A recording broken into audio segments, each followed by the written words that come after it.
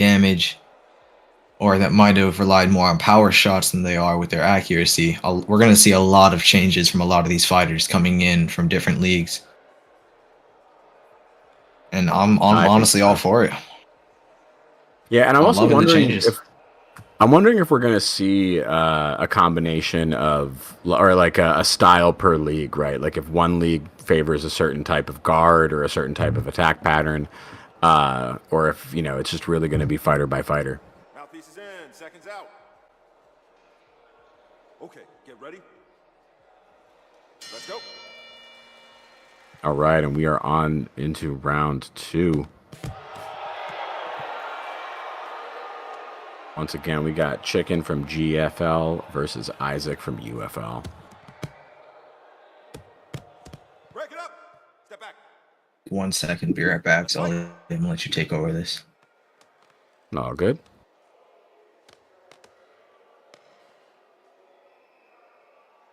All right, still no major move. Ooh, crowd felt that one. And there's definitely not as many, like, just stay in the pocket and brawl kind of moments, although these two are trying their best to do so. This is definitely a patch where it's favoring more of those technical boxing skills that people have, and we're seeing it on display here. Red Short's really favoring that overhand in a big way, and he's just basically waiting to see the opening and just throwing it down. It's not really landing with the damage that I think he wants it to because of the reaction time, right? Like, you can see that thing coming. You can start seeing it from the windup. He's doing the right thing, right? Just put there's a lot of telegraph behind it. Absolutely. Right. It looks like Chicken, from what I think. I'm not familiar with the fighters' names, as I'm not fighting in many leagues. Mm. It seems like he started to adjust to a lot of those wide telegraphed swings. Looking more like a V3 fight in V4 damage than kind of adjusted V4 I think that is a very good way to phrase it, and we might be seeing a bit of that, right? Like, it's still new. At most, people guys have that only aren't, had a few weeks to really practice on a mode that's similar to this, and on this actual mode itself, only a week. So that's going to really make a difference. All right, it does look like these guys are fighting like they're still in V3. Of that, yeah, it and, does. I mean, it's doing decently well for them. It's not entirely over. I think so too, and I think it's going to be a really interesting third round too, right? No one has any big advantage on the scorecards. There was no knockdowns yet, and so the damage, it's hard to tell, right?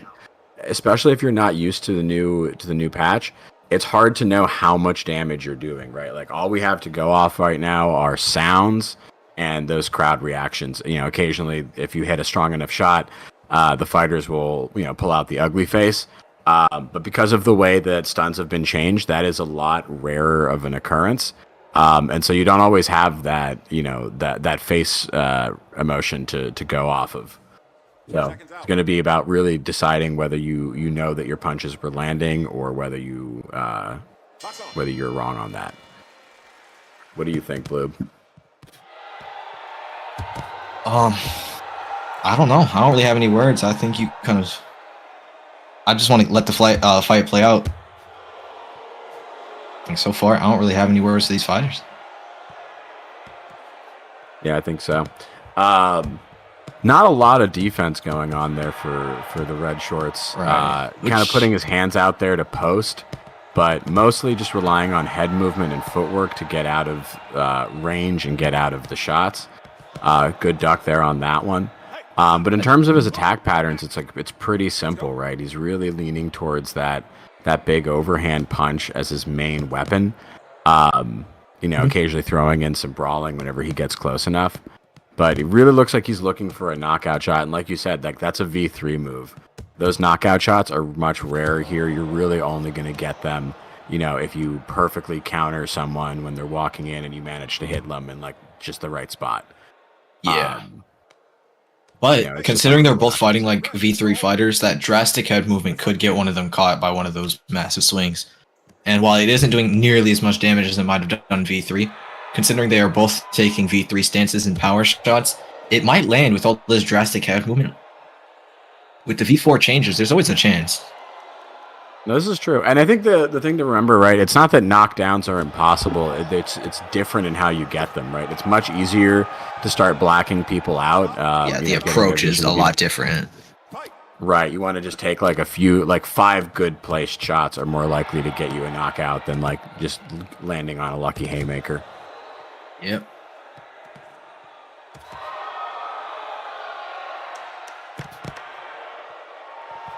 All right, we've got looking like an attempt to clinch. And I've noticed that clinch changes here are noticeable, right? It's not as sensitive, and it doesn't seem to be as determined to blame one person or another. It's a little bit more lenient. But let's see who got that win. The blue corner. And blue corner taking the dub. Excellent fight. Yeah, Isaac taking our first win of the tournament for UFL. Excellent match. Oh, no, sorry, who was that? Oh, that's still the old graphic. Yeah, that was an excellent fight. Let's go back to the scorecards real quick. So we got a 10-8, or 10-9, 10-8, and 9-10 round. Chicken taking that last one, finding some rhythm there. But yeah, tail of the tape really told him the damage. Isaac, early advantage in that first round, and almost tripling the damage in that second round.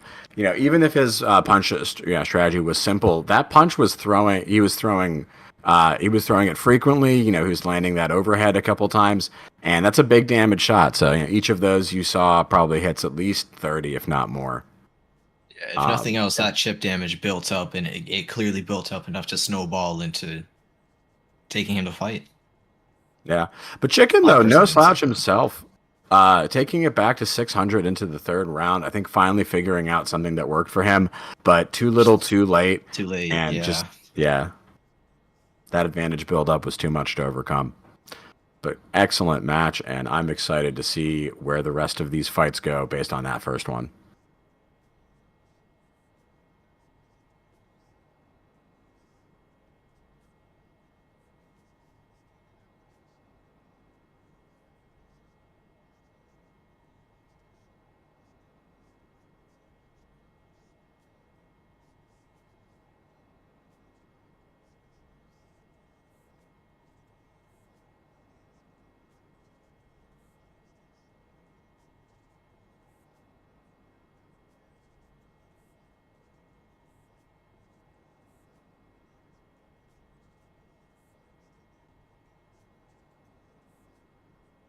UFL. Yeah. His headset bricked. Ah, that's tragic. No.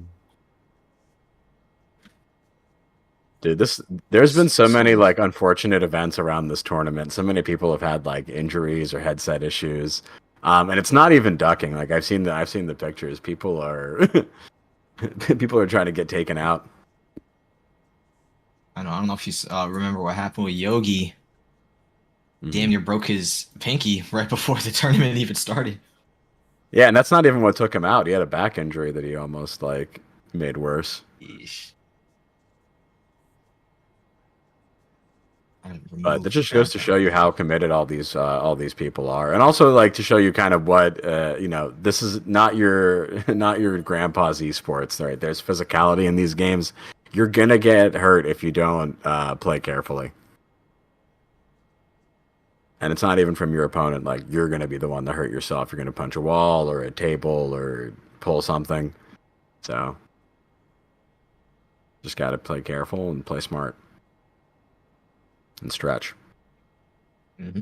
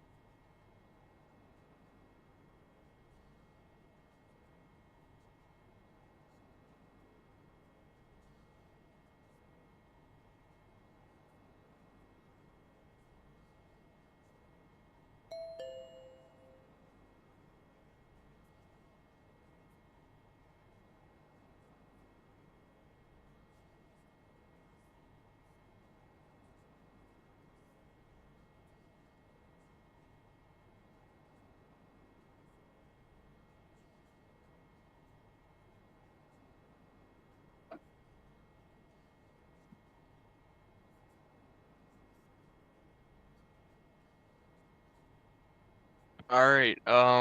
So right click on the screen, like just like on the actual like screen, right? Like right in the middle. Yeah, and then hold up, I gotta make it bigger. You hit full screen projector preview. Then do like your main monitor or whatever. Yeah. Yeah, there you go. Yeah, no problem.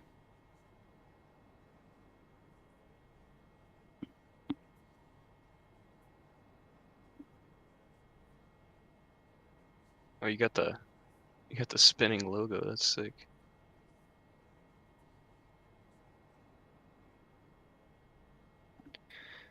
Yeah, hopefully. We'll see, we'll see. I really just we were still like developing the server when you asked, so that's why I didn't really get in, but yeah, our TikToks have been going crazy for us, so yeah. Oh yeah. Hey, if you ever need any help with that stuff, I can help you out. Yeah, Sully, I'm gonna go handle that. All right. Sounds good. Thanks, All right, Blue. yeah, y'all got it. I got y'all. Go ahead, not y'all. Peace.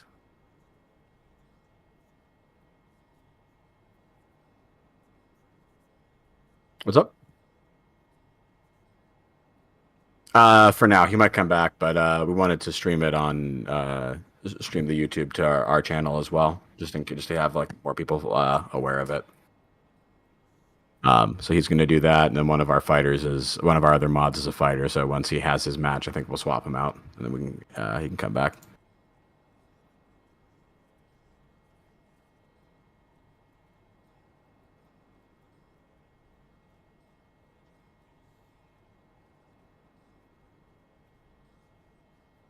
I'll be back in like 1 second.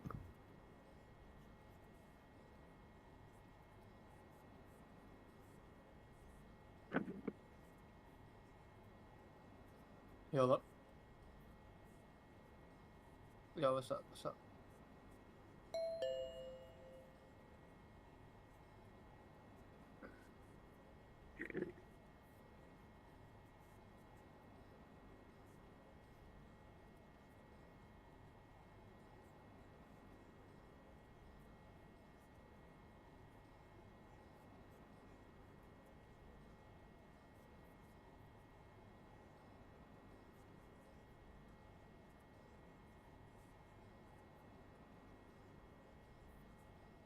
Yo, what's up? What's up? Yo, what's up? What's up, man?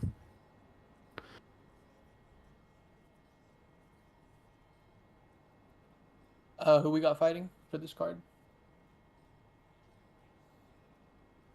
Rico and Devin. All right, Devin is Crimson Shadow.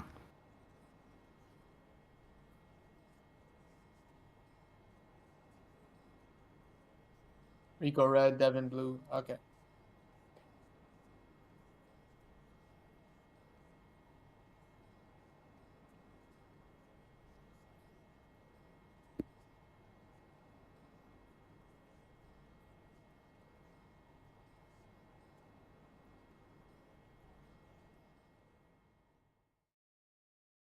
All right, everyone, we are getting started with our second UFL Interleague Tournament match of the night.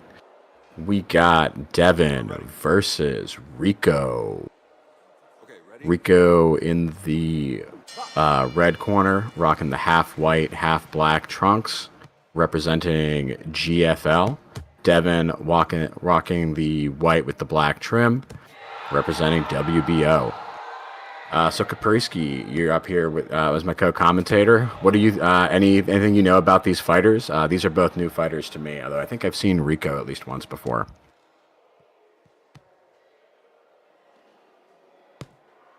Stop. All right. Step back. Oh, and early clinch. Both fighters stepping back and resetting. Ooh, good shot by Rico. 2 jabs to a hook, landing to the head. And Devin's got to keep his guard up a little bit. Rico's going to tag him, and specifically with V4, the new weak zones are in effect. So the nose, the temples, and the chin, all spots that you do not want to get hit, otherwise you're taking extra damage. We're here in chat. Devin's got some fans in the chat. Love to see it. We got all sorts of people competing here today, and all of their teammates and fellow league members cheering them on. We're streaming this back on our side at Ringside. I'm sure people are watching on TOTF2 and all the other streams. It's got a great event right now. Rico starting to find some rhythm, both with offense and defense. I like to see that head movement. Devin's throwing some good combos, but Rico's not really getting hit by more than one of those punches for every 3 he throws.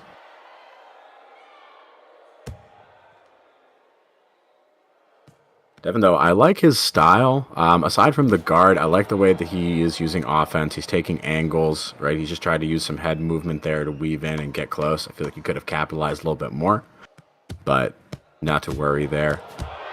So far, a lot more shots to the head from both fighters. I haven't seen anyone really work the body yet.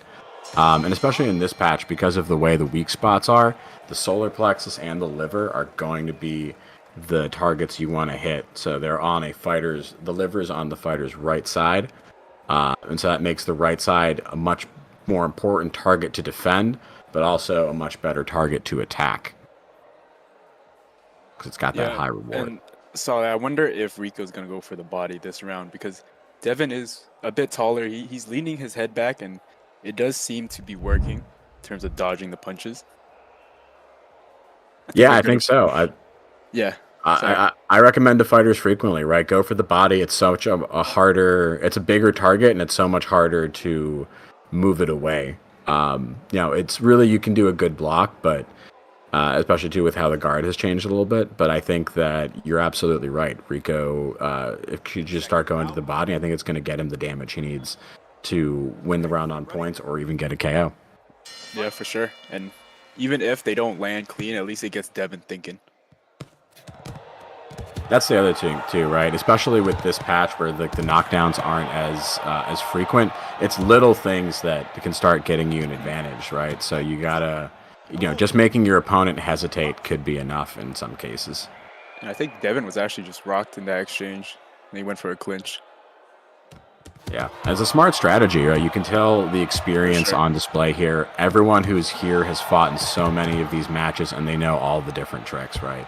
Using the clinch, just like you would in a real boxing match, to stop the action, get yourself a little bit of a break, a little bit of safety. Keeping the guard both low and high, just because of the way that damage is calculated. I'm interested to see who's going to be our first V4 knockdown on this official tournament. I feel like a knockdown's going to happen this round, or this match, sorry. That's what I was going to say too. I feel like these are the two guys that have the hands, they have the reputation. They could be the ones to do it. And both of their faces went to the stank face, the punishment face. Yeah, like right here. Both of them, the whole round, just trading. We like to call that the ugly face at ringside. It's all sorts, the pain face, the ouch face, right? Like there's so many good names for it. But right now, both fighters just working, taking a little bit of the pace off of the offense and just really trying to find the position battle here. I didn't see this change coming in. Ooh, good combo by Rico. He's building up that damage on Devin now. That was a good clinch from him. Let's go. Yeah, I think so. And again, not like in a huge way, but I do think that this round is starting to slowly go in Rico's favor. And I think if I had to guess, I would have him up on the match. That being said, not always clear, which punches that are landing are doing a ton of damage and which ones are just sort of tapping more weakly. Another change of this patch, right, is if you're doing low damage, it's not counting towards the score if it's like under 5 or something. Wait, really? I actually didn't know that. Yeah, I think like the lowest damage shots, they don't count towards your scorecard. Oh, okay. Gotcha. At least I think. Maybe that's something they're experimenting with. Personally, I have this 1-1 right now. What about you? I would think either 1-1 and at best like a 9-10 round. Nothing beyond that. Yeah, I think Rico secured it at the end of this round. But I wonder if Devin is slowing down a bit because Rico stepped on the gas at the end there.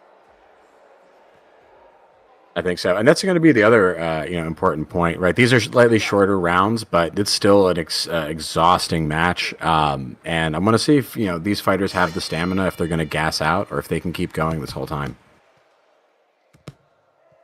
And they come out swinging already. Rico lands a nice one too. Yeah, good hit there. And Devin caught him with a right hand. That was a nice hook. And seeing a bit of a change here from Devin, he's kind of doing more of a jousting style than he was before. Like earlier, I feel like he was trying to come in, plant himself and get good shots. Here, he looks like he's doing more of a hit and run style, and it kind of was working for him. I think it's, he's got the reach, he's got the height. If he keeps moving and he keeps out of range, it's going to be harder for Rico to land any more of his punches. Fight.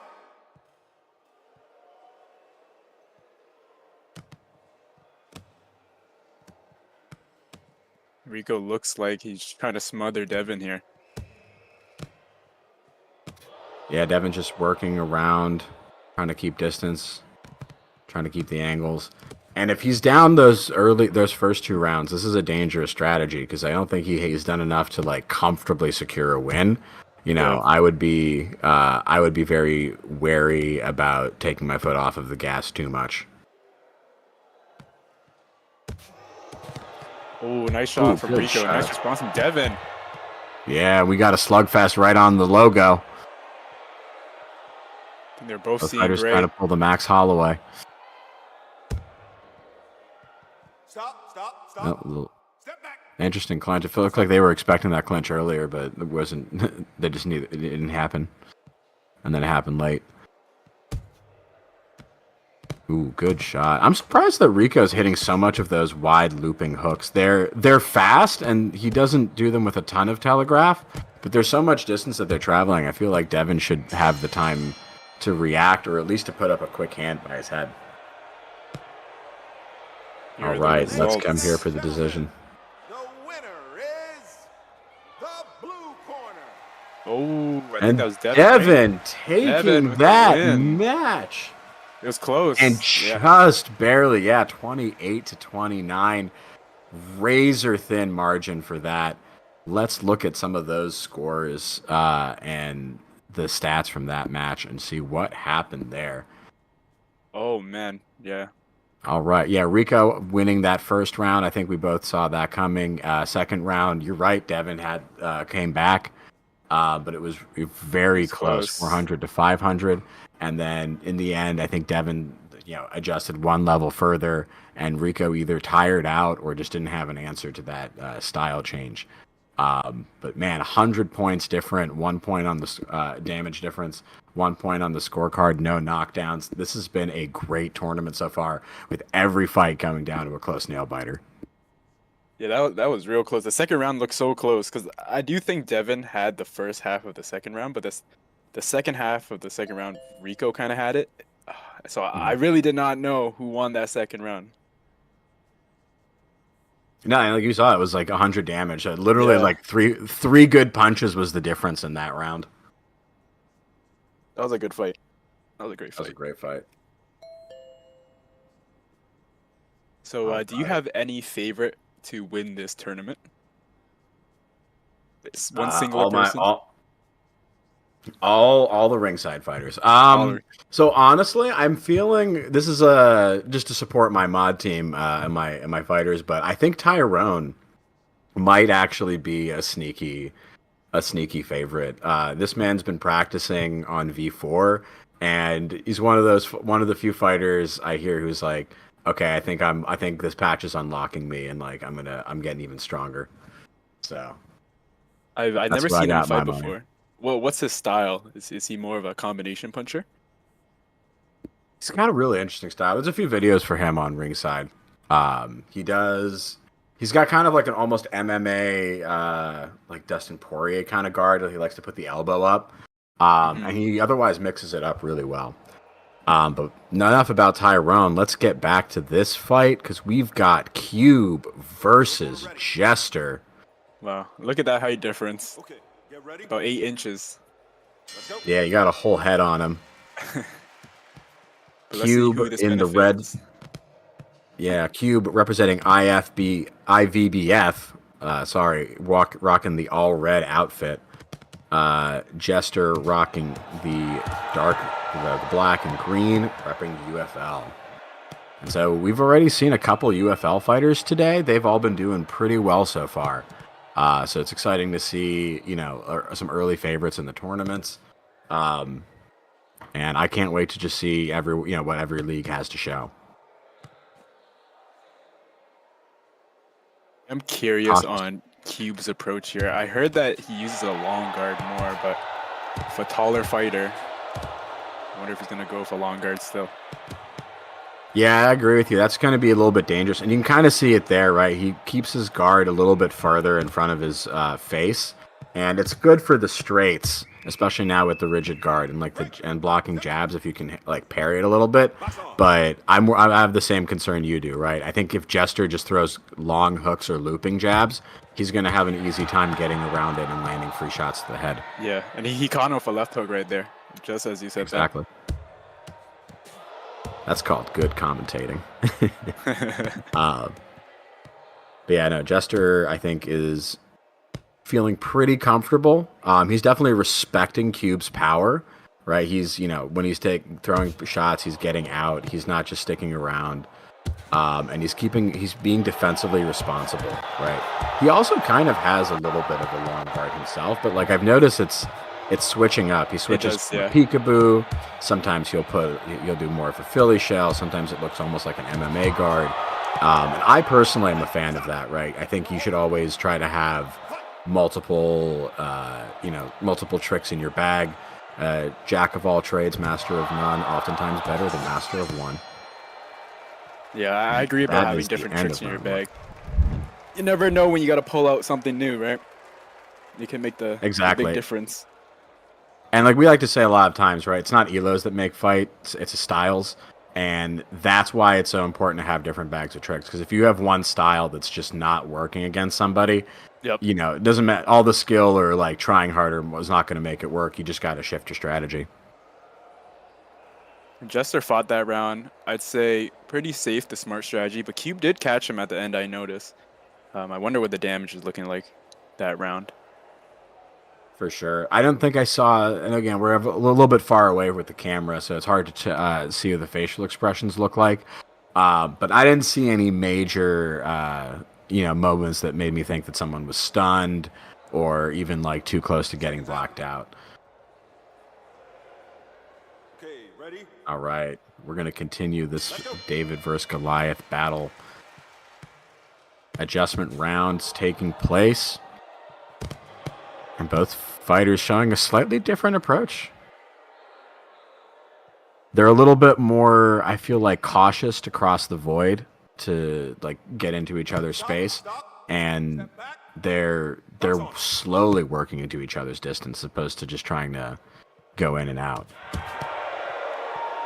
Ooh, good combo there. Cube looked like he got rocked by that hook from Jester. They had a cool little hand fight right before that. Yeah, I think I like the changes they made with the guard in terms of making it more rigid, because before you could kind of punch it away. Yeah. And so this really makes it more effective at stopping, spammers or just rapid, high volume punchers. Because you can just leave your hand there and it will at least block in that spot. It's not going to get knocked away. And because of that, you can kind of hand fight and parry much more effectively. You can see both fighters doing it a little bit in this fight, too.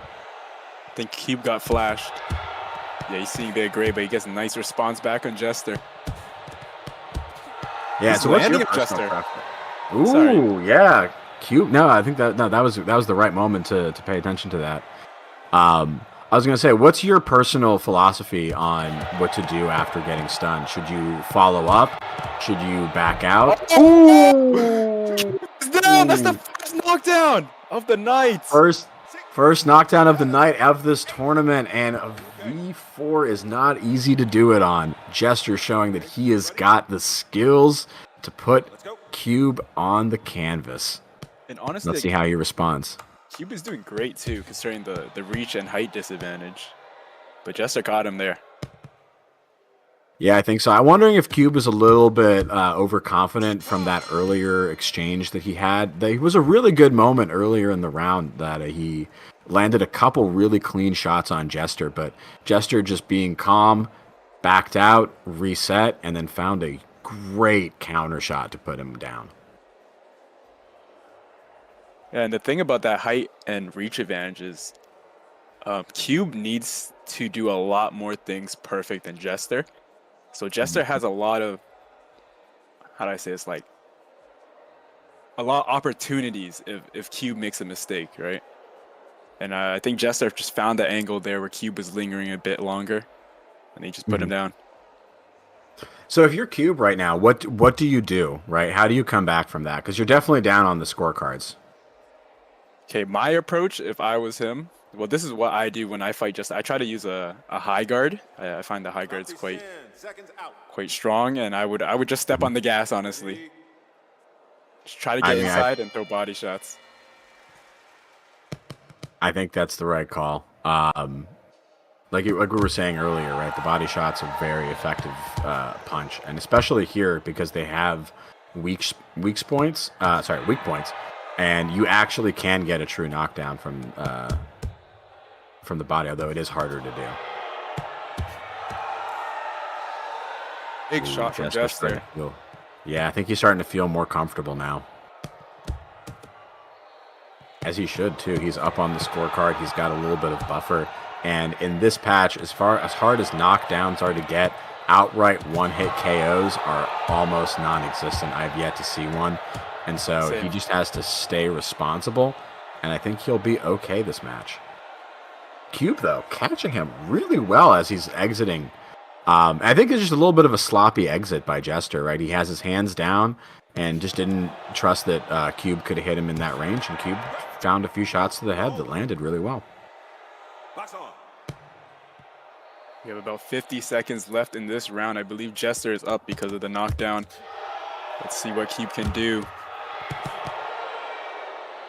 Keeps catching him clean. He's catching him clean, but again, it's hard to get that KO, and to get it, he's going to have to catch him a few times and keep up that pressure. I think that's going to be the hardest part, is that Jester is not standing in one spot to get hit. He says, like, you can chase me down all you want. I'm not going to stop moving, blocking, or counterpunching. And so you have to go in with like ultra instinct level reaction. Oh, Cube! He might put Jester down. Cube starting to get some rhythm. Eating big punches right now. I don't know what's going on. Jester looks a little tired. 5 seconds left. Well, they're swinging. They're swinging for the fences. Cube needs it and not going to find it, but he does survive the round, and that was an exciting match. It was a great one. Jester wins. No surprises there. Jester definitely the more comfortable fighter, and landing a knockdown. That's going to all add to that 30-26 score. All right, I want to see the damage. I'm most interested about that. Not terrible damage from Cube, but Jester just managing to out damage him every round and just being consistent, right? Like you could see he was happy going for 800 damage. He wasn't, chasing down kills. And just effective strategy. I think that kind of caution is going to take him well through this tournament.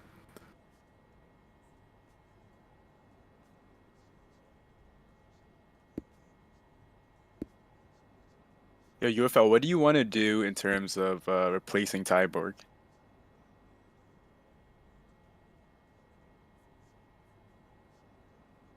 There was Sky, but he isn't responding at the moment when I message him.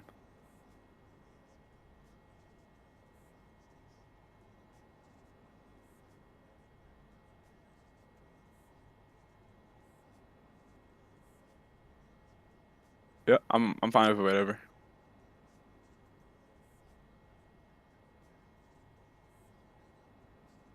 Yeah. That's so tragic.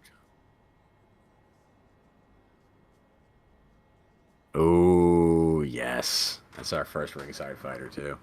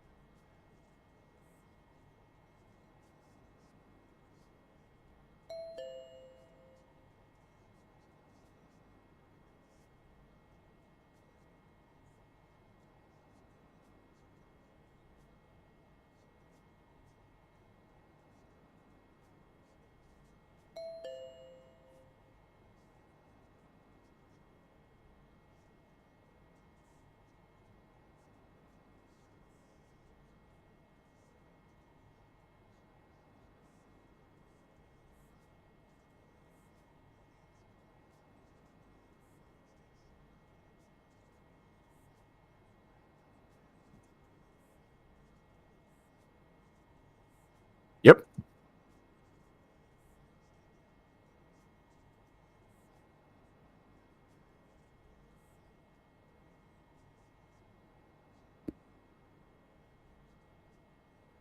All right, everyone. We are here for our third match of the night. We got Pake Jal versus Stevie VR. Stevie VR representing Ringside VR, my server. Happy to rep it. And Stevie was one of our best fighters there. Highly recommended by the community vote. Since we don't normally have a league, we did it by community selection. So Stevie got the fans on his side. Pake, on the other hand, IVBF fighter, also very popular on Ringside, has had several fights in our exhibitions. And as far as I've heard, recently was in a vehicular accident and is so coming back. But damn, Stevie's trying to give him a flashback.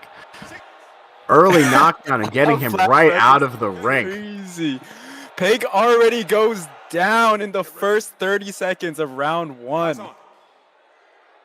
And this just goes to show this might be V4, but that doesn't mean that those knockdowns are impossible. And in fact, they can be had just as easily if you know what you're doing. Oh, and Pake catches Stevie there.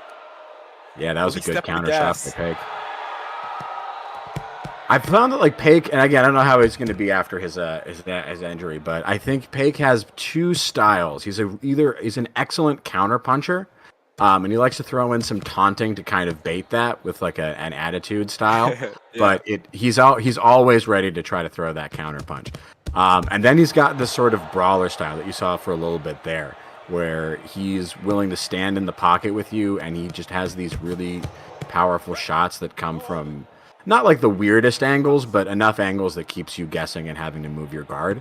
That being said, it looks like Stevie is very comfortable in that range, possibly especially as the shorter fighter. So we'll see what he ends up doing. After that early knockdown. Yeah, I was going to say, after that early knockdown, Pake trying to really step on the gas. If he can get a knockdown, I would even say he might have this round. But without it, this was definitely going to Stevie. And he could make this a 10-9 off damage. It's true, and again, that damage matters, right? If you can, anything that you can do to mitigate the score is important, especially in these quick 3-round matches. Getting out to a 10-8 or even like a 10-7, sometimes you just can't even come back from that, no matter what you do. But I think importantly for Pake, even if he lost that round on points, he got it back in momentum at the end. Because I think if you can't just come in there getting knocked down in the first 30 seconds and just respond with passivity, that the whole match is going to get away from you. Yeah, I think that was the right call. you give the other guy so much confidence if you just keep letting them bully you. But Pate came back real strong.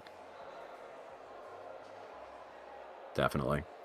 And again, Paik, someone in V3 who had a lot of knockout power. He was a frequent fighter who would get people, you know, in either just three KO knockouts, or sometimes just getting that one punch that just puts it away.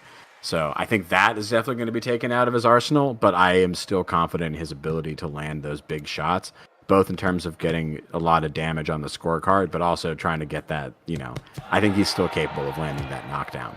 Yeah, I agree. He's an accurate puncher. Very much so. The only downside, I think he's really good at like 2 to 4 punch combos, right? After that, he usually backs out and resets. And I think he needs to find a way to, you know, maybe even take some speed off the combo, but to keep the pressure on, just so that you can get people tunneled easier. And I don't know if you just saw that, but as you said earlier, Paik was just taunting there, and he was walking forward. And honestly, like, you know, you see fighters do this all the time. They have their hands down, they're taunting, and you'd think the other guy would just punch him, but no, like in the moment, like they just have so much confidence. It's so much easier said than done, you know. And Paik just looks real confident here. I couldn't agree more. There's definitely an art to taunting. For sure. You know, it's there in fighting games, it's there in real life, and it's there in VR boxing. You know, because it's your physical body, right? Like you can really get creative with it. I love the knockout celebrations, just the in-round taunts. I've seen people do the look away. I've seen people try to fake getting knocked out. There's a lot of cool stuff that you can do that you never know what effect it's going to have, but just the fact that it can get into your opponent's head is what makes it impactful. Stevie with a double jab there. Yeah. I think this was Paik's Stevie, round. I think so too. Not so much though that I think he's got like a 10-8 or anything, but I would definitely score this a little bit more in his favor. Stevie definitely took his foot off of the gas a little bit there and was just comfortable being the defensive fighter, which is a little dangerous for him. He is shorter, he has less reach, and so if Paik isn't feeling like he's gonna, you know, get engaged on, he is the fighter who's gonna have an easier time just sniping from long distance. And potentially Stevie might know he's up round 1, and then Paik has to step on the gas, so he might just go easy this round and then look to go hard the third round when Paik is a bit more tired. Might be a calculated thing, but we'll see. True. Yeah, there's these fighters are so good. Like a lot of them can just punch for 3 rounds straight, but you can tell that they sort of save what round they're gonna go harder on. You know, everyone's got so many different gears they can go up.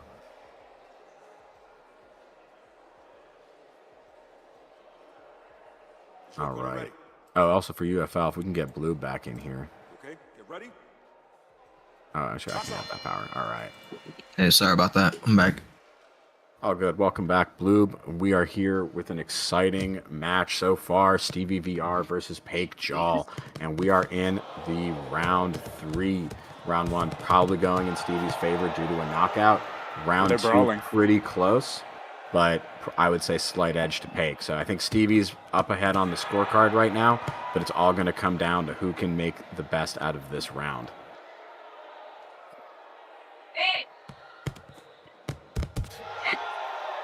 Ooh, good punch by Paik.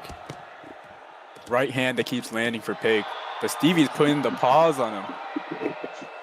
Yeah, that's the thing. When Stevie gets in, he has such a good, like, series of rapid, fast punches that all come from weird angles and all are very accurate, right? Like, you can see him now. He's just slowly working his way in, and once the range is in, boom, boom, boom, right? All 3 punches to somewhere that's either open or at least forcing Paik to react to it.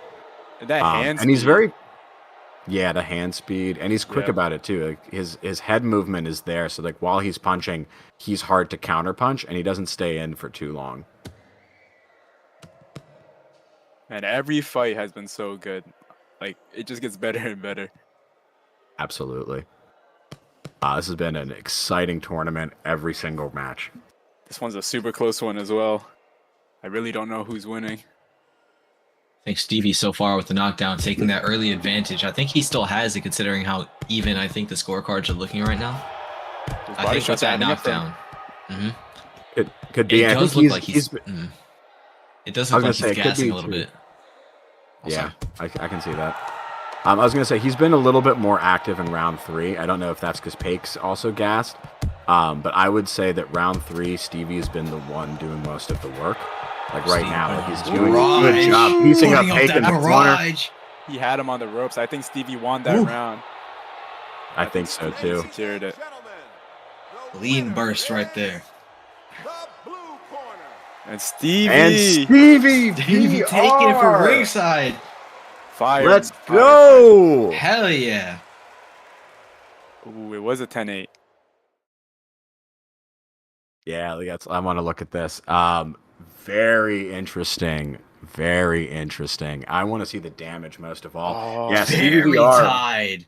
Look at the third round damage. That went down to 1 punch.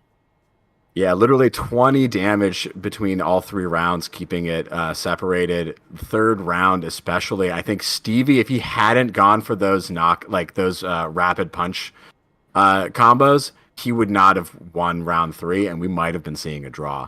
That was an amazing fight from both of these guys. Great competitors, and I can't wait to see how Stevie continues to do later on in this tournament. Yeah, that was an amazing showing. That was the first time I saw him too. That was a very impressive first impression. That was very good. And I think also, I got to give my props to Pake. He put on a hell of a match, for taking that early knockdown, getting right back up, and making it a very close fight, even winning round 2. And this is after coming back from a car accident. So you guys, like, this man is committed. Let's give him his props too. This is I always like to joke, Pake Jaw is the opposite of Jake Paul. He comes in and only fights the hardest fighters. That's hilarious. All right, and we've got another ringside fighter coming up. Our boy Tyrone, and my stealth favorite pick for this tournament. I still got Ferg. I'm good with that too. They're all right. Like I said, ringside sweep. But honestly, no. That's as much as I joke. There's a lot of collaboration between the leagues, and it's really nice to see too that a lot of these fighters, are representing one league, but they'll often compete in another, and have fans all over the space. Mm-hmm. So it's great to see the VR fighting community grow. It's such a nice thing to have, like, more of these events where we're all getting together and not sharing just growing, but styles. But just growing intertwined. It's not just growing, it's growing, but everybody knows each other at these high levels. Absolutely. So I am going to take a step back for this fight. I do want to introduce our commentator, Austin. How we doing? What up, Austin? How we doing, guys? How we doing? Great fight so far. Great fights. You got any favorites this fight? Or this tournament? Sorry. This tournament, my favorite loss so far, man. I think so far Jester is my biggest pick. Did he remind me? Did he win or did he lose? He beat Cube, right? Yeah, he beat Cube. Yeah. I think Jester's my biggest pick. Tyborg was it, but he broke his headset, so now, Jester. What about y'all? What are we thinking so far? Jester, yeah. I got smoke. Smoke. Oh, I got a back GFL Smoke too. I wanna see. I've heard so many good things about him, but I've just not seen him fight. How's he? Sell me on Smoke real fast. How's he do? He's very defensively sound. He has insanely long arms, and he is fast as hell. Yeah. Wait, what's his height? He's about like 5'9", 5'8". 5'9", 5'8". Okay.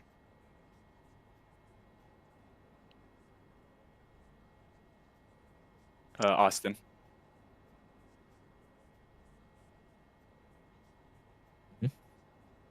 Yep. Works for me.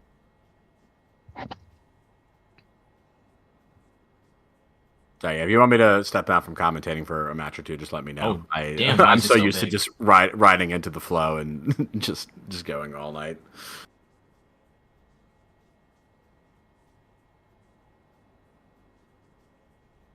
Pretend Austin's there. He's there in Yeah, spirit. I'm here in spirit. Unfortunately, my camera is too big to be doing anything. I can't let him in. If I Thought could the get rid of the counts. background, I would.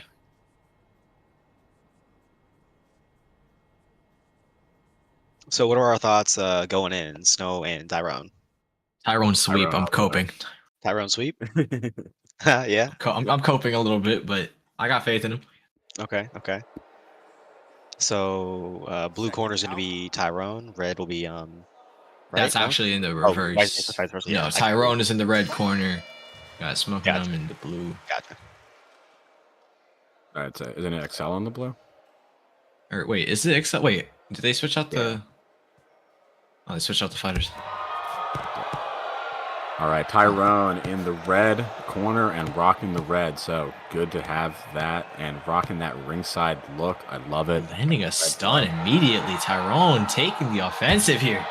Both starting at a really fast pace. This isn't typical 4v4. It's still a v3, but it's working well so far for him. Neither fighter letting go of the gas pedal here. Yeah, neither one giving up ground either. Tyrone has just stayed on the logo the entire time, and XL has not backed off in any meaningful way, right? Like he's going just off of one step, and then he's coming right back in for more. That looking like a V3 fighter. Oh, That's sorry. a really big risk on v4 because you don't heal while you're throwing punches. You don't recover any of that health, so it's a matter of who lands first in that regard, since you don't recover while you throw. Right. It's a matter of hand speed. Exactly. In Hand speed, which I timing. think it's just going to be a battle of attrition here. It's who can stay consistent the longest, whose stamina is going to carry them through the rounds. And that regard, from what I've seen from Tyrone, I think he has this year. Oh, one got a stun. Step back. Yeah, they're throwing at a high pace, so it'll definitely be a matter of whose gas tank can handle it. The other thing that I'm Yeah. noticing, and we'll see if we'll see it more, though, is the mistake that XL is making that I think might cost him is when he's punching, he's dropping those hands too much. And Tyrone is doing a little bit of a better job of keeping at least one hand up there, trying to be a little more defensively responsible. Right, yes. It's like Especially in V4 where the guard is more rigid, it's always necessary to have one hand up. Mm-hmm. Even if just covering the side of your head. Even just a little bit of elbow on your body, and it is so useful. That was a great first Absolutely. round. Who do we think edged that out? I liked Tyrone there. I think that they both exchanged a lot of punches and both landed a lot of punches, but I think just because of how Tyrone had his hand up near his head, he probably blocked maybe a third more of the punches than XL did. That's I my want to say Excel through volume had a little bit more damage, but Tyrone, I saw Tyrone land more stuns. I think his punches were more meaningful, and if he could land more consistent at those blows, just one knockdown, and it will score him every round. Yeah, and Tyrone has a vicious counter punch to him, so like he can go and brawl in the center, but he also sometimes just is waiting for you, and he will catch you with such a good counter. Or what I like more is like the counter combo, so it's like one punch and then two more follow up, and you're just on the ground. Okay, ready? But round two, let's see how both fighters adjust. That was some great respect start of the round. Oh, absolutely. I love it. And you just got to commend UFL for that. Like they've held such a high standard for being respectful and like helping the community. You know, we vibe with that at ringside. And I like that all of these leagues feel the same way. That sportsmanship is important, right? It's skill matters, but so does having a good time and making sure everyone feels good about it. Right. Fight. All right, XL trying to get the clinch there. Holding his arms out. Taking a break? He just gave him a 5-second break. Yeah, it's some kind of looked like a Beat him up, technical Tyrone. maybe. Tyrone being very generous here. Stop being generous. Take a step back. Box on. Looks like he's getting frustrated with the clinch a little bit. Yeah. And I can see it too. I think he wants to go in and start piecing him up, but the clinch is just Oh, looks like stopping Tyrone it. got stunned. Sorry. Yeah. Oh, he's definitely grayed out. He's definitely grayed out, but he recovered well, and that's what I want to show is like that guard, right? He doesn't just use the gloves; he uses the elbow very effectively to guard. Yes, I think that'll help block hooks. Oh, looks like I hit again. Block hooks from coming around the guard to help be sure you recover. True, true. Stop. Take a step back. Let's fight. The clinchers are unfortunate, but with both of them kind of lunging in like that, it's kind of just a thing that happens, you know? Yeah. It doesn't even look like either one of them is particularly trying to engage it that often. It is just them both. They're both kind of dive-in brawl fighters, and so they just get that collision when they both do it at the same time. Yeah, they just clash in the center.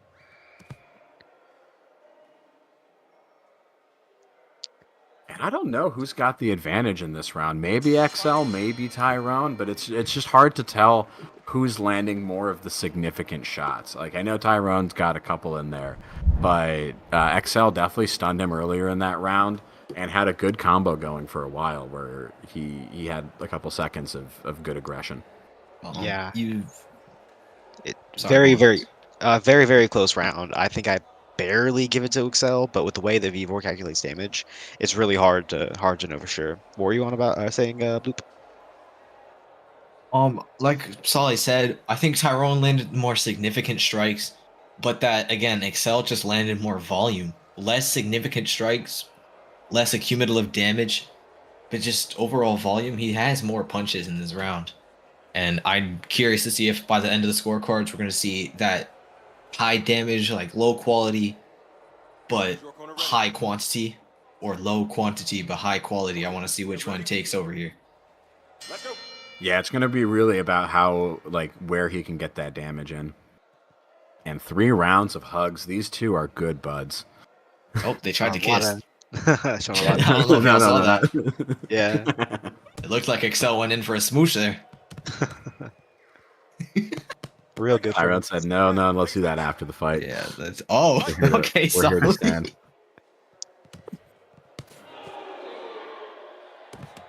All right, both fighters looking to be a little bit slower in this round. You know, not surprising after two heavy rounds with a lot of punches. They're just maybe like a half step slower than they were when they were fresh. Tyrone's starting to punch with momentum here. You can see it in his punches. He's swinging with them a little bit here. Mm-hmm. And he's starting to lock in a little bit. Like he's waiting. He's not just dodging out and like getting away from the punch. He's really trying to stop XL's punch in a way that sets him up to be in a good spot to punch the next time. Right? You can see he's trying not to back out. He's trying to block it with the elbow and stand and deliver. Yep. Excel's just constantly on the gas tank, constantly throwing. That's make you wonder how long can he keep it up. I mean, he's only got to keep it up for another minute. These are slightly shortened rounds, so this is the time to go all out. And I think it's just going to be an interesting fight here, right? He, again, when he goes all out, he drops his guard, but dropping Tyrone. He was getting stunned from that combo. That volume finally added up and put him down. Are you okay? That is crazy. Tyrone, no. All right, he got 20 seconds to work with. Can he get knocked down to retaliate?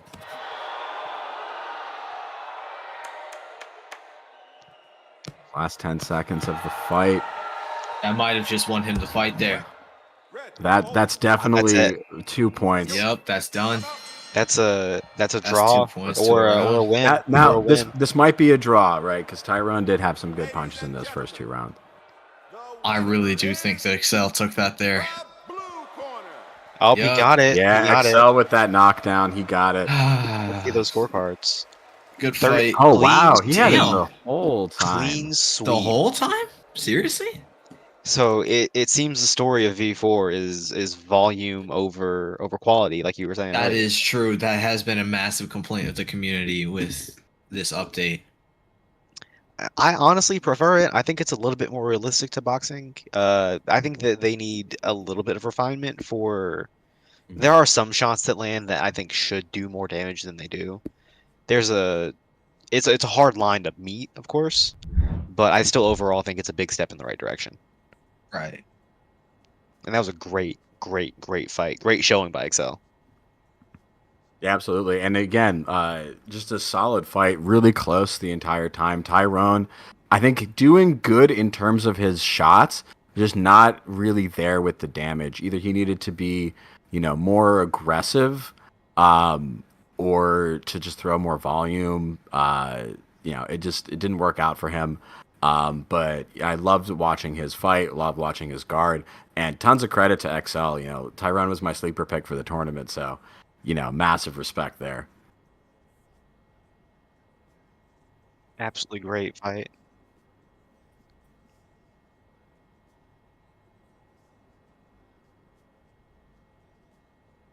So, what are our thoughts on the next matchup? Any standout features or accolades about either fighter? Who's this next fight? UFL?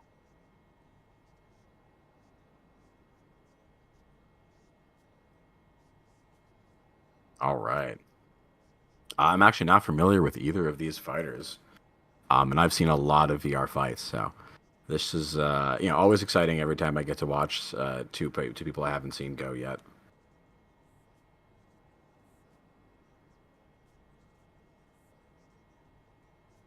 It's Furge. Yeah.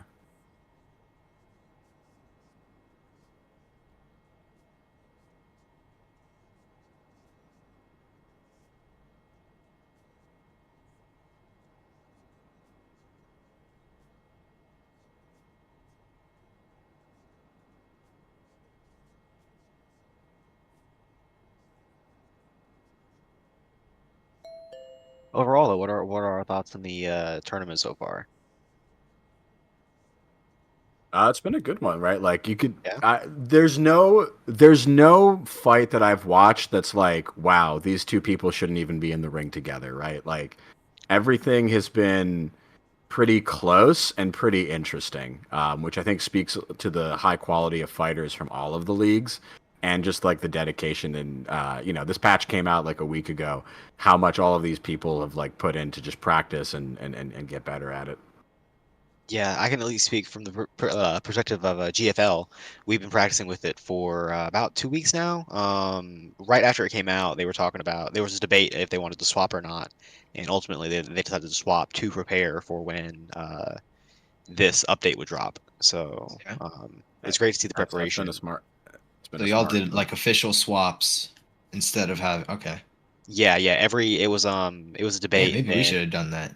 yeah, they said, "Hey, we're just gonna move everything." It was like a week or two before the update went live. They just said, "Yo, every card's gonna be now on V4," and there's a little bit of backlash, but ultimately it's because it was the reality of what the game was gonna be, and I think it's helped us out a lot. Yeah. Yeah, we did our last event of like a goodbye to V3 exhibition, but now we gotta train our people on on V4. I can't wait to see the exhibitions be so much more dull to like this Sunday. Everybody's getting used to V4. Not everybody has even played V4. So we're gonna sit Well, I there. We're think it's gonna gonna go be through interesting, right? this. We're gonna go through this like 50-person card, and it's gonna be like maybe 3 guys that have played the update. That's the thing, right? You have this chance of like a reset, so a lot of people have now, Seconds out. had a chance to play it and get better. Some people have to like unlearn bad habits. But we are Right. getting into this fight right now. We got Rax versus Sage. Rax repping WBO, Sage repping UFL. And Sage was in the red corner or blue corner. Okay, Sage in the blue corner. Yes. Okay. So Rax in the Kill Bill black and yellow. Sage in the green and black, Yep, that makes sense. Sage is a plant. It should be green. right? Both seem to be starting off pretty measured so far. There's activity, but they're not just blitzing in. They're trying to measure and aim their shots, trying to play at range. Mm-hmm. Seem to be a little bit more measured than the last fight so far. We'll see how it develops. Great We've got a lot of connection in to and Sageners, or Brag Centers. that's true. We got like more kind of an in and out style for both of these fighters. It's almost like a little bit of looks like almost like point sparring in like other martial arts or like a bit of a joust. right? They're coming in, they're exchanging some punches, and then one of them is getting out, or both of them are getting out. So from what I know, Sage is the one in the yellow shorts, correct? Or do I have this backwards? Backwards, Sage is green. Sage is green. Okay. Yeah, Rax is yellow. Okay. Good to know. Sage kind of just attacking the body here. I mean, No holding. not regarding his head, just kind of diving in and just shoveling punches into the body. Which is again not the worst strategy. It's if you can get it, if you have that opening, it's good. It's a good target to go for. But he has to be careful going for it while just leaving his head totally open like that, because there's so many weak. Yeah, I was gonna Rax say has these sharp the punches. There's so many weak points on the head, and Rax has sharp, looping hooks almost that will get past even the rigid elbows and arms that the game finally implemented. I was waiting for them to implement that for so long. Yeah, I'm so glad they removed V3. Sorry. Continue. true. Yeah, something I noticed about I was gonna say about Sage once we get back to him is that he's got very long arms, and what that does in terms of, because the guard is rigid, it really helps you as a fighter defend your body, right? Because you can just drop that elbow down. You don't even have to worry about keeping your hand particularly low, right? That elbow just protects your whole side. And you can see it too, right? Like Tyrone used it, for example. Like if you want, you can even kind of do an MMA style, like put your elbow up by your head and then it blocks hooks. You can block all sorts of different shots with it. I feel he's got a really long reach for his height. So while he is the shorter fighter, I feel like his reach can help him kind of overcome that typical disadvantage. I feel like it's a bit more of an even playing field than what it would be if he had a shorter reach. It seems very long for the height.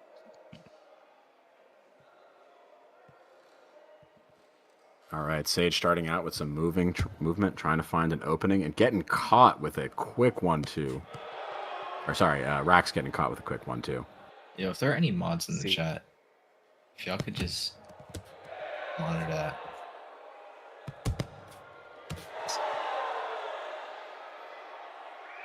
Looks like he stunned Sage there. Hey, stop! Step back. Let's go. All right, another clinch. Sage now starting to drop his defense a little bit, trying to get some shots in. And that's the thing. Defense kind of dropping a lot more. Yeah. Break it up. I'd imagine he feels a little behind this round. He's trying to catch up given the shorter round time. They don't have the usual 3 minutes to work with. Right. And especially since, like we just mentioned, knockdowns are a little bit rarer in V4. When you do get stunned, you feel bad. Like, that has the effect of a knockdown where you're like, crap, am I behind? Right. Like, he definitely got that really good punch on me. How am I doing relative on the scorecard? Exactly, because so many more cards now rounds are being won by 1 or 2 or 3 punches. That stuns, while stuns aren't knockdowns, I feel like stuns matter as much as knockdowns did in V3. How easy damage. Exactly. Just for how easy knockdowns were versus they're less common. You can get ahead in scorecards with those stuns. Yeah, and most importantly than like regular good, damaging shots, when you've stunned someone else. So it just gives you some information about, in the round that's invaluable. Exactly. I've noticed with every punch, if you look at those like kind of shoveling uppercuts that Sage will throw, he always looks down with them. Like he'll duck down, he'll look down. Kind of like he's bull charging, looking for a clinch, while I don't know if that's what he's attempting to do or if that's just how he fights. It looks like he's kind of cheesing, or not cheesing, but working the clinch there. I could see that. I could see one of two things. I think he's either trying to work the clinch there, or he's trying to keep his head down to eliminate some of the face weak spots of the nose and the Considering they added the forehead strong point, yeah. Yeah, the forehead. Now it's a good point, right? The forehead's almost like a helmet. You take very little damage on it. Also, a lot of people who are lesser trained, they'll lead with their head. They won't stay behind their back foot. So it could just be that he's trying to move into a position where he can throw that uppercut, and then he's leading with his head as well. Right. True. It's actually why I'm teaching P-Man the peekaboo guard, because they finally fixed the forehead just They gave it the strong point that it deserved. Mhm. Okay, ready? No, I think you make a really good point too about like leading with your forehead, right? Balance is something that's super important in VR fighting, even though it's not always going to look that way through your avatar. If you are fighting with balance, you're going to be set up so much more to either follow up on punches, escape from other shots, or to just, react as you need to. Whereas like if you've overextended and you're like a little off balance, you're stuck in that spot. Right, you're losing your ability to maneuver with your footwork. Exactly. And Right. I feel like that's what separates the good VR boxers from the great VR boxers. It's those who practice and get on those basic fundamentals such as balance, such as keeping your head straight, keeping your spine straight, keeping behind your back foot or on your back foot. Um, I it makes a massive difference. couldn't So agree more. something to point Especially out. too, since you're not actually hitting anyone, right? So like if Mm-hmm. you're off balance and you're throwing a full power punch, you're just gonna fly forward. And also that's a good time to get injured. Either pull a muscle or punch your wall. Exactly. Right. And I train myself. Even I've done it where I've pulled my back, thrown a little too hard playing this. So it's very, very easy. Very good form is very important. Blue. Very important. I think Yeah. that's what took out Yogi. That Oh, is yeah. what took out Yogi. He did both of the things that y'all pointed out. He broke his damn pinky and then pulled his back and then kept pulling his back because this moron couldn't stay off the game and then pulled his back again Take a step and then back. had a fever. Box. Yeah, that's what happens when you're not careful with this game. Definitely. No, and I tell people who are trying to get good at it, right, is like treat this like you would treat a sport because there is a physical demand on your body. And you have to be in shape to play this game frequently. And Yeah. if you want to be really good at it, you're definitely going to have to be athletic. And you don't notice it Yeah. because it's a game and because it's on VR, but this game is very physically demanding, like you said. Stop. Very much so. And now Rax and Sage ending that. I had Rax Like, through yeah. most. I had Sage through that. Looks like Rax took Or that. not Sage, not Sage, Yeah. not Sage. I kept saying it wrong. Rax. I had Rax, yeah. Yeah, And and Rax takes the dub, but in a Only by 1 razor point? thin match. Only by one Only by point. I 1 want to point? see the damage because it was a low damage match. It was razor thin edge on the scorecard. Wow, that's so Yeah, wow. This was a very defensive fight. just 1 Uh, point See, difference only a round 1 three. point difference? Ugh. That round 3 could So have this is gone. what I think. This is like a little bit of an example of how some of that new patch works, where if certain punches are too weak, they're not really counting to your scorecard. 63 to 40. Wait. 66 to Yeah. 43? That's probably one of the lowest scoring rounds I've seen that wasn't like a straight up practice match. In chat, some people were talking about the ping. Maybe that could have been a factor, but that is just a reality of online games, unfortunately. There's Yeah. not much you can do about that. You're not going to get a rematch or two because somebody else's internet isn't good. We're not yet at the stage where we can fly you out for events, but if you guys keep supporting all of these VR fighting leagues, we'll get there.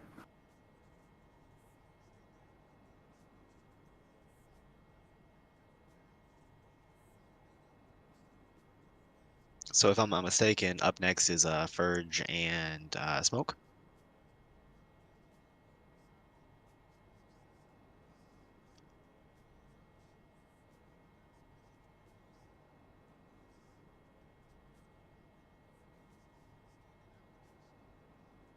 Okay. Nice.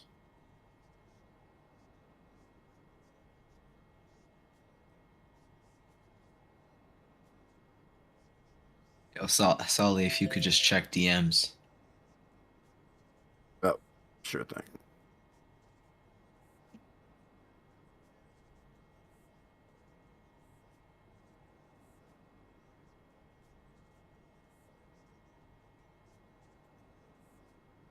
Just didn't want to put that out publicly. No, of course.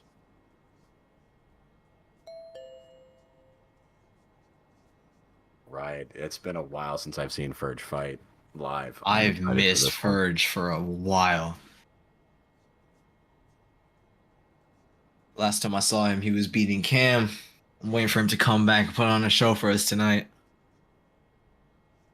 I mean, he's gonna have his hands full. Smoking M from GFL, a top competitor, a lot of people's favorites to win it all. Ferg coming in from RSVR, always representing.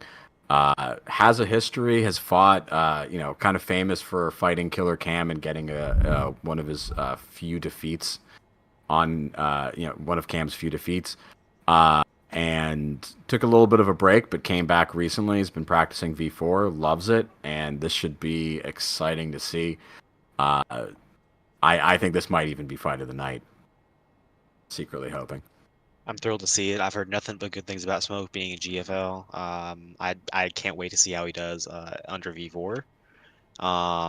Yeah, I'm thrilled to see it. Can't wait. Me too. Me Got too. 3 pizza slices. I am ready for this fight.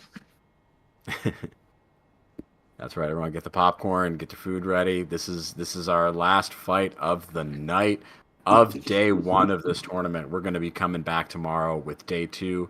So make sure that everyone who you were cheering for today, you come back and cheer for them extra hard in tomorrow's finals and semifinals matches. Is your corner ready? All right. We have Smoke in the yellow and Okay, get ready. All right. So Ferg from Ringside VR in the red corner, rocking the purple shorts. Smoking M rocking that classic Steelers black and yellow, the Kill Bill, the Bruce Lee. And he is fighting for GFL. All leagues today have been putting out some excellent competition. And these two are no exception. And already a lot of excitement in this first round. Both fighters feeling each other out, but with just laser focused. And Ferg landing a clean cross there. I gotta love how technical this range management is. Both of them trying to work the void, trying to pop. Both of in. them looking like they're sped up.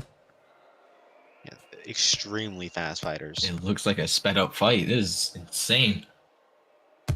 And I like, too, how much they're hand fighting from a distance, right? Like, you can see both of them are just trying different tricks to bait out motions from their opponent, and they're reacting to that, right? That's why that hand is out, either throwing a little jab to test the range or to see, what they're going to do if you cross the void on them.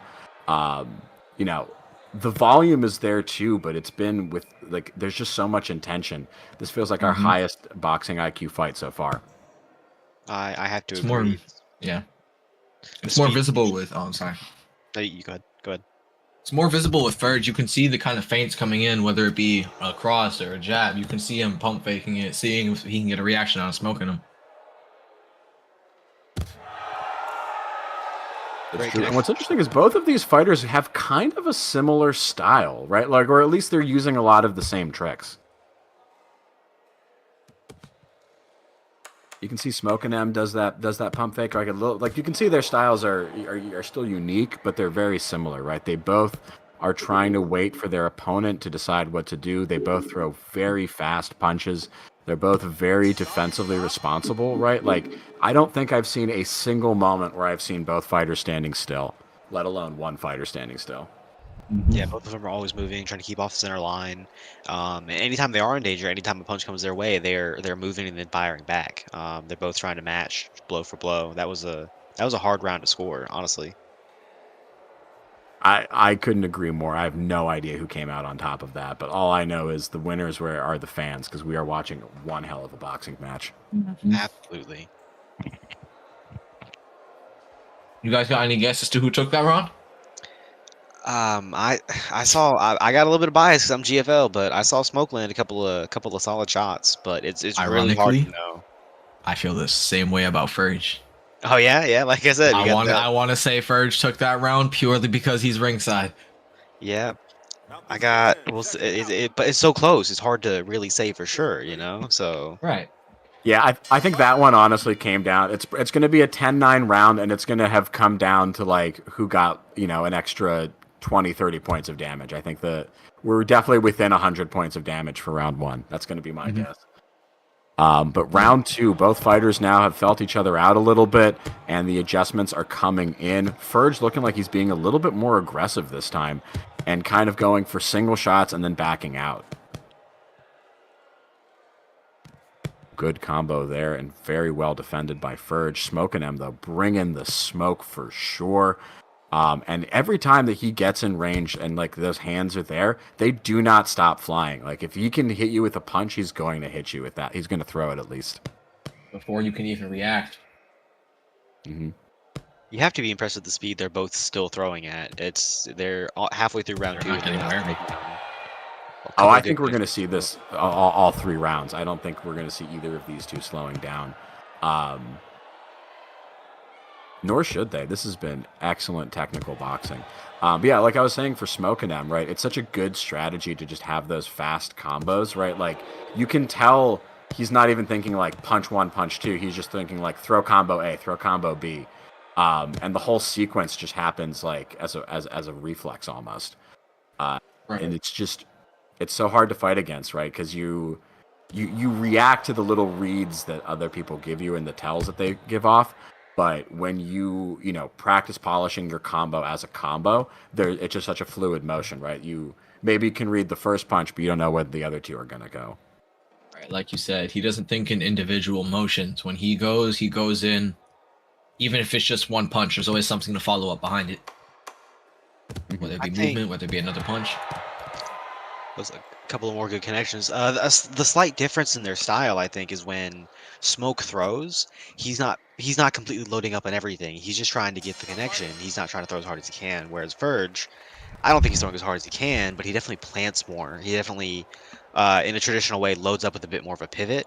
And I think for it'll Smoke style, the way he's just trying to get those connections with the way the punishment system works, that coupled with his speed, I think that had him edge out round 2 for sure, in my opinion. I can see that. I think Ferge, like you said, was looking for those more quality shots, planting his feet, looking for what he could land damage-wise, while Smoke was looking for what he could land counter-wise in the punishment of the game, trying to accumulate damage. I think I like your analysis there. I think Smoke and him took that second round, unfortunately. So even though I think he showed it. Here's a question, though. What do you do as either fighter to, like, be confident that you won one of those rounds, right? Because, like, I agree, there's definitely some edge going one way or another, but you definitely can't feel that you've been, like, dominating your opponent, right? Both of these fighters are giving each other such a hard time. I mean, the ultimate way is to knock him out or knock him down, but you can't always do that, especially nowadays. Now with the new system.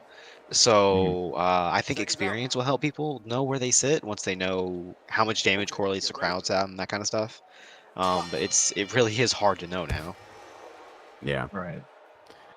And as I was seeing in the chat too, some people are pointing it out, right? There are ways to know, especially if you're the fighter, right? You can usually tell, you get a little more of those flashes or you get that tunnel vision. We're having a little bit of trouble hearing it on the stream, but like you can hear the crowd start to go wild for certain shots. That was a big hit. And I'm hoping that as this game develops, right, it's been on the roadmap, but we get to see a few more, things like special effects, maybe some blood, some bruising, some accumulated damage that shows up in some way. I want to point out something. I'm noticing Smoke is on the front foot. He's taking initiative here. He's taking the pace of the fight. I think, how when you said fighters can just tell when they're sort of losing, when they're kind of behind. I think the moment you said that, Smoking him put his front foot up. We might see Ferge in a surprising lead here, where we thought that Smoke had edged up that second round. We might have misjudged. Honestly, it looks like Smoke is trying to lead more damage here, fighting on the inside. He's pushing a fight.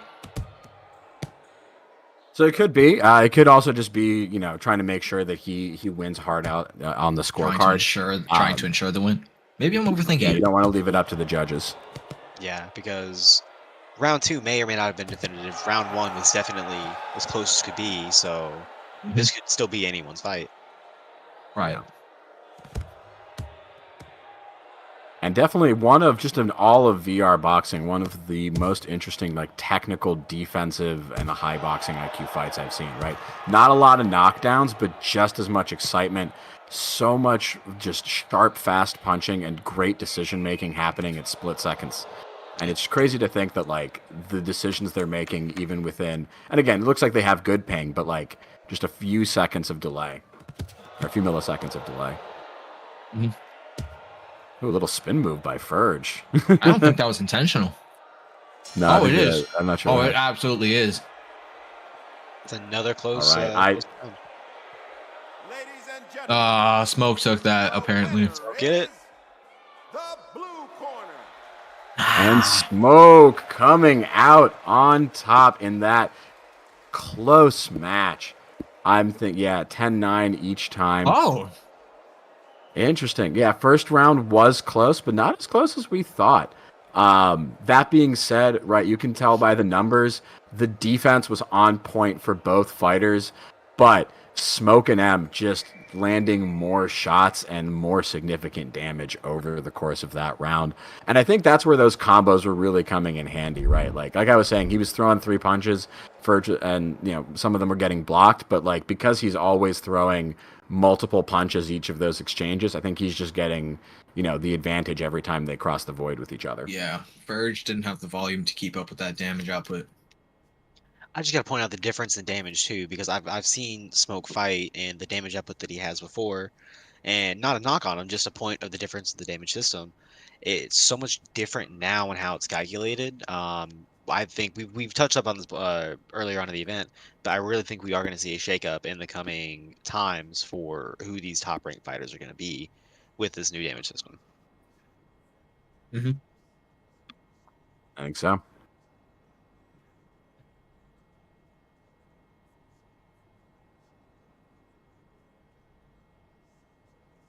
Yeah, I'm down. Yeah, I could do it more.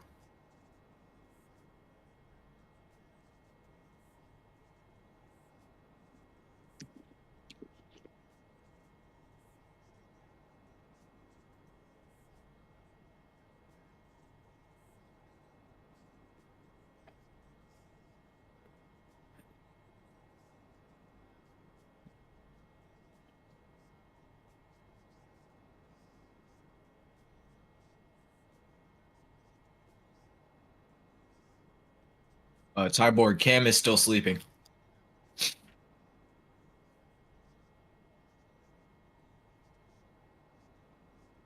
This wasn't for. Was this for Cam's fight or was this for someone else's? I thought this My brother's Tyborg. taking a nap. Oh, he had a family emergency? You trolling or are you serious?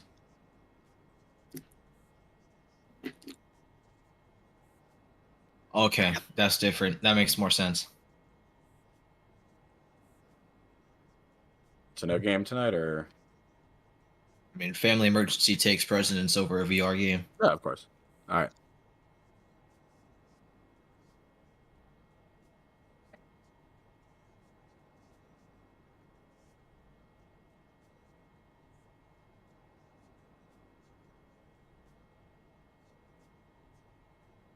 Oh, sure. Yeah, just definitely want to shout out Ringside VR, one of the homes of the VR fighting community. We have our YouTube channel at Ringside VR. We also have a Discord server. You can find us through Discord Discovery or on any of the links in our videos. Check us out on any of our social media. We got TikTok. We got Twitch. And we hold weekly recorded exhibitions. So any fighters are welcome, like an open session. Got to sign up ahead of time. Come in. We'll match you up against someone of close skill level. And we run these all the time. It's one of our favorite things to do. We'll also host other events throughout the week at different times. We have a casual one. Sometimes we'll host major tournaments. So. Lots of new stuff coming all the time. We almost hit 2K members. We're hoping to get that soon. So lots of things always happening. Come check us out, and definitely check out any of these leagues. We have links to a lot of these other places to compete. We encourage everyone to buy the game, buy any VR fighting game, and just get some exercise, hang out with somebody, all that stuff. So. Thanks for that. Thanks to UFL for that opportunity.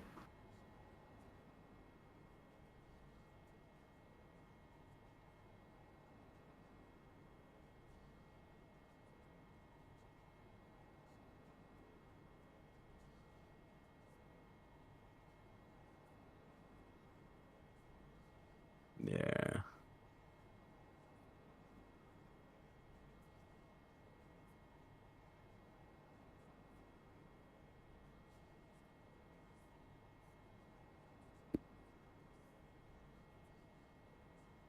All right, now our true last match of the night. We've got Sky versus Jokes.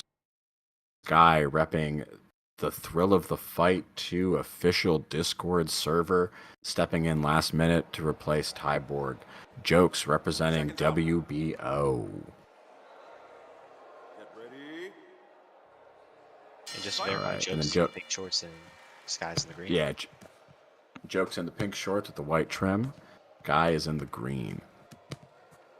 And right off the bat, aggressive start to the fight by Jokes, throwing lots of hands and using lots of head movement to avoid any punches. It looks like Sky Yes, is just I kind know, of right? pawing at him. Looks like Sky is just kind of pawing at him with his jabs here. Didn't Yeah, look like Sky those were keeping full up. extensions or just even halfway extensions. It looks like he was just kind of trying to push him away from him. Yeah, it looks like he's getting a little bit caught off guard by this aggression. But, you know, this is V4, so you don't have to worry too much about getting instantly knocked out. As long as you can maintain a respectable guard and mitigate him hitting the high damage shots, you can manage to survive pretty long in that close range and even win out with just a few good, well-placed shots. Right. But right now, we've seen a lot of these matches go where the volume fighter is definitely having an advantage. And right now, I think this match is going in Jokes' favor. Yeah, it looks like Sky. Sorry. I think Jokes is doing exactly what he needs to do. He's a shorter fighter, definitely has a shorter reach, so he's staying aggressive. He was staying aggressive, staying in his base. Yeah, I think he's doing exactly what he needs to do. Noticing Has Sky. Sunny look like? Sky is standing very tall, but with stubby arms, kind of. His guard isn't very close to his face. And it's standing out. No, I see what you mean, right? Like, he's had his guard up the entire game, but again, it's kind of low, right? It's not really blocking that shot that that Jokes can throw to the temple, and it's really far out, so it's not even really protecting the chin as long as if he can cut the angle. If you could just loop Jokes, the hook a little bit. Yeah, and he's not using, I think, enough head movement when he's you know, with his defense, right? He's using footwork and he's keeping a rigid guard, but he needs to, I think, take his head off of the center line and make it a more difficult target to hit. Yeah. Oh, I just realized Noticing. that it got dark, so I'm just in the void right now. Yeah. I'd say that's definitely a Jokes round. He had Sky stunned seemingly several times, or at least grayed out seemingly several times based on the facial animation. I think we definitely need to see a bit more activity from Sky. He needs to get on his jab a little bit more. There's a noticeable reach advantage, so Sky can try to play the outside a little bit, try to reestablish himself. I think he needs to make some kind of change to insert himself into the fight. Right. I couldn't agree Yeah. more. I think he needs to, for one, throw some volume, right? Because now he's definitely behind on the scorecard, and you know he's getting to a spot where Jokes isn't really respecting his power, and so he doesn't really feel the need to, you know, to back off when he's throwing his jabs. He can just continue to put on that pressure. I feel like Sky needs to use his advantages, right? He's the taller fighter, but he's just kind of standing there with his guard, waiting for Jokes to engage on him. Fair. He needs Sky to use being- more of oh, his sorry. range. Oh no, it's okay. I was gonna say. I'm noticing he doesn't have the range that being the taller fighter is giving him. If you notice, his elbows are up in the sky, and that's because his arms are short. I think that's why his guard, he's constantly having to adjust it for the body and the head, but his arms just aren't long enough to compensate with the height. I don't think he's able to play the outside reach game. Interesting. Maybe. I don't think No, we've seen. He doesn't have the reach on Jokes here. That or his guard is making his arms look a lot shorter than they are. And if that's the case, he needs to step up the guard because it's not working well for him. Tell him that much. I haven't seen full extension on a lot of his punches, and that makes his arms look shorter than they are. But when he shoots his jab, they appear to be at least proportional for his height. Yeah, I've seen them go to max extension like once or twice, but I agree. He's just like hesitant, right? He's not committing to the punch, and he's not committing to the fact that he needs to punch more often at this point. Right. Right. He's also, like, when he's throwing, I don't think I've seen many combos that are more than 2 punches. And, on the other side, right, Jokes is just coming in and either swinging like that, where he's just taking shots whenever he has the opening, or he's throwing more combos. I signed up for this tournament. I think if we could see more crosses from Sky, because Joke's hands are pretty low and he's coming straight in. So if we could see some more crosses from Sky, maybe that could help. But right now it just seems like he's getting bullied by the volume that Jokes is given. Yeah, I think so. I wonder if Jokes is just getting a little bit tired right now. He's definitely ahead on the scorecard, but you know, he definitely turned you know, the gas down a little bit in that round, and stepped back a little bit. And I think that's fine, right? He has the advantage right now, I think, on points. And right now this match is really Sky's to try to take back. I think he just needs to figure out a way to attack. And a way to do more damage. It's as simple as that. Yeah, 2 minutes is a long time. A lot could happen. So we could very well see a knockdown or something from Sky, something to even the playing field. It's especially if Jokes is slowing down. It's like you said, it's his fight to take. The unfortunate part is, you point out that you said knockdown, but as you said, it would just even the scorecards, in which Jokes, even if he just gets more damage here, I mean, there's nothing he could do but force a draw with a knockdown or two. Okay, ready? Well, Honestly, Sky take this. This is a good point. At this point, though, I wonder if we'll see a different Sky, right? Because he's been pretty passive the first 2 rounds. He hasn't thrown a lot of punches. It's round 3, right? It's only going to be 2 minutes. Floor it, right? Step on the gas. Let those hands go. What do you got to lose? His position in the tournament.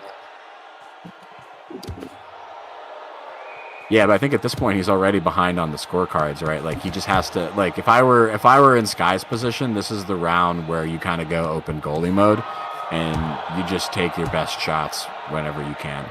It looks like he is doing that right now. His best shots just might not. I mean, he's taking them. He's landing good damage here, but I don't know if it's enough to bring him back. Yeah, he was definitely stunned for a little bit earlier on in the round. He's trying to fight on the inside with him, but with Jokes having shorter arms and being shorter, I think in that range, Jokes is landing the better, cleaner shots. Right. Yeah. And he needs to do a little bit more work about boxing and fighting on the inside, right? A lot of his approaches are kind of a very telegraphed big punch to enter. And this isn't even just on Sky. A lot of fighters do this, right? You feel the need that you have to cross the void with a big punch that lands and then follow it up if it stuns. But realistically, you can just patiently enter into someone's space, especially if you have a guard that you trust. That is often more effective because when they react to you, then you get to hit those counter shots. Exactly. Mm-hmm. Patiently cross. You can try to make them cross, make them throw. Oh, those stunned Jokes. Let's see if you can do it. I haven't seen much from WBO, so all I've seen is just a bunch of invite links. I haven't checked it out yet, so. No, this definitely makes me want to go and like hop in some of the other servers and just fight them out. Any of the other leagues. This gives me hope. I feel like I could go through and sweep some of these. Oh, it was a draw. A draw? Was it really? It was really a draw. Draw. Let's look at that scorecard, because how did that happen? Okay, yeah. Wow, 3 times the damage. Who was red? Who's blue again? Because I don't see the names in the stream. Oh, Sky was blue and Jokes was red. So Sky won the last 2 rounds. Okay. I mean, Sky, if you were looking at his pattern in the beginning of the second round, he was slipping to the left and landing the same liver blow over and over and over, and it was like a pattern. Jokes didn't get out, and I think that's where he lost out on a lot of damage. And so what is the UFL policy here for this draw? Are we doing a tiebreaker, or is it based on the scorecard?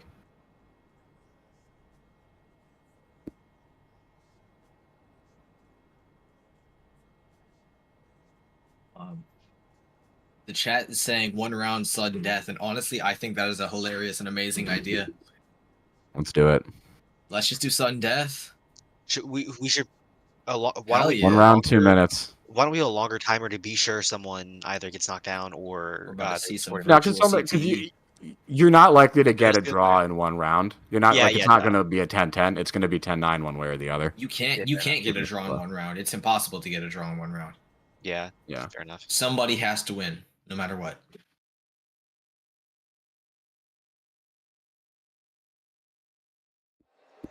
All right.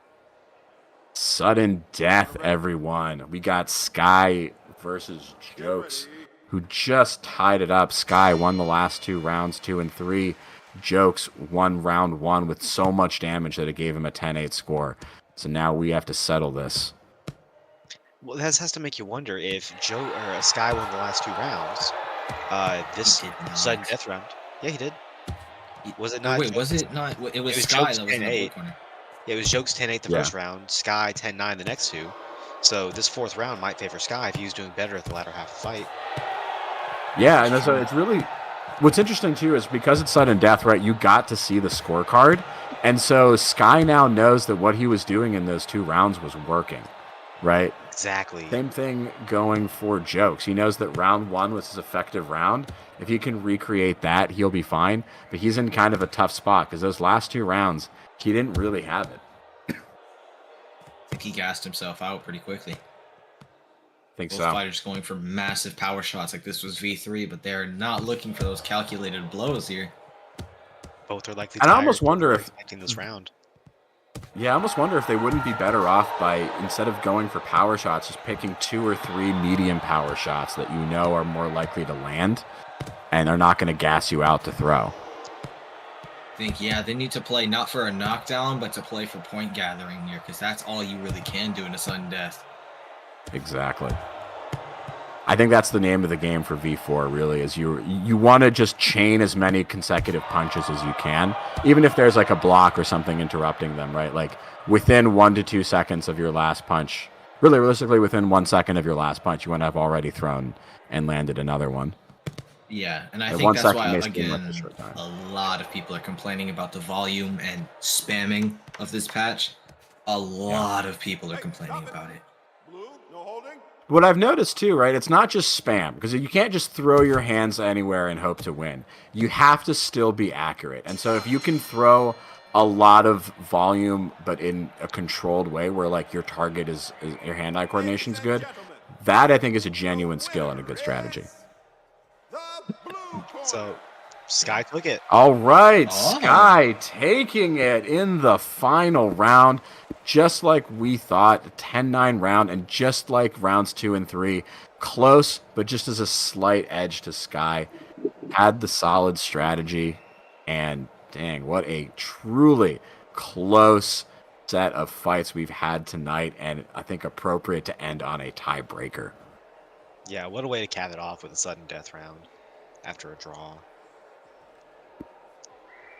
That was great.